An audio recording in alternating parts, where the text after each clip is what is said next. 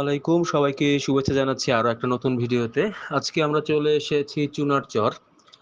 আহ চুনার চরের লোকেশনটা বলে দিচ্ছি, তার আগে একটু জমিটা দেখিয়ে দিই। যেটা হচ্ছে জমি, আর এই যে রাস্তা, এই যে জমি, রাস্তা জমি, হ্যাঁ একদম রাস্তার সাথে জমি। এখানে টোটাল 14% জমি রয়েছে, 4% ভরাট করা, বাকি 10% নিচু জমি, ওটা ভরাট করে নিতে হবে। বেশ বড় একটা সামনের অংশ দেখতে পাচ্ছেন। এই যে কালাম ভাই যেখানে দাঁড়িয়েছে এই পর্যন্ত হচ্ছে সীমানা। এই যে দেয়াল দেয়া আছে, পিছনের অংশটাতে দেয়াল দেয়া আছে।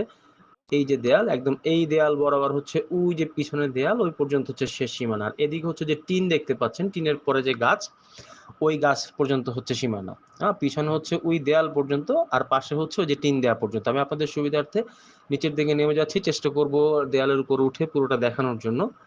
তো একটু সঙ্গেই থাকবেন। আর এই চুনারচরের লোকেশনটা বলে দিই, এটা মূলত সাভার হেমায়তপুরে পড়েছে। হেমায়তপুর থেকে আসতে এখানে সময় লাগে 30 থেকে 35 মিনিট। ওই যে পিছনের দেয়াল, ওটুক হচ্ছে অংশ, এই যে সীমানা দেয়া আছে দেখতে পাচ্ছেন, পুরোটাই সীমানা করা আছে। একদম ওই যে গাছ পর্যন্ত, টিনের পিছনে যে গাছ, ওই গাছ পর্যন্ত হচ্ছে সীমানা।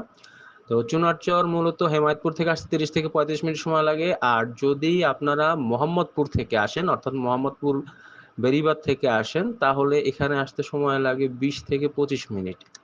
হ্যাঁ, আপনারা সরাসরি অটো নিয়েও আসতে পারবেন, বা প্রজাপতি, রজনীগন্ধা বা রমজান বাসে ঘাটারচর এসে ঘাটারচর থেকে রিক্সা নিয়েও আসতে পারবেন। রাস্তার সাথেই জমি, ওই যে দুজন লোক দাঁড়িয়ে আছে, ওটা হচ্ছে রাস্তা, আর এই হচ্ছে জমি। এই যে জমি, এই মুহূর্তে চাষবাস চলছে, যার জন্য আপনারা ফসল দেখতে পাচ্ছেন এখানে। আর আমি চেষ্টা করছি দেয়ালের উপর উঠতে, দোয়া করবেন যেন পড়ে না যাই। আচ্ছা, দেয়ালের উপর উঠে গেলাম। এই যে এই হচ্ছে জমির সামগ্রিক অবস্থা। এখানে জমি রয়েছে 14%, 3 পর্চার কাগজ, সম্পূর্ণ খাজনা খারিজ আপডেট করা আছে 2025 পর্যন্ত, 2026-এরটা এখনো করা হয়নি।